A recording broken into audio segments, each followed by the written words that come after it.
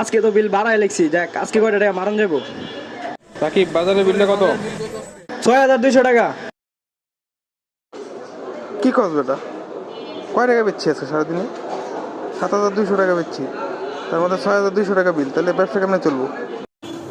না, ব্যাপারটা গন্ডগোল লাগতেছে। দেখতে হইব বিষয়টা।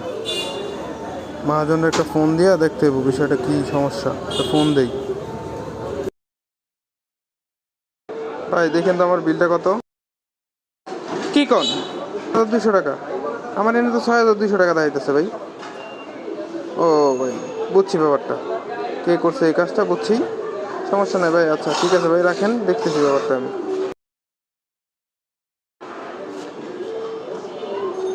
এই নাও ভাইয়া তোমার বেতন। তোমার কালকে থেকে আর চাকরিতে আসা লাগবে না, তুমি চলে যাও। মহাজন, আমি বুঝতে পারি না, আমার ভুল হয়েছে, আবার মাফ করে দেন।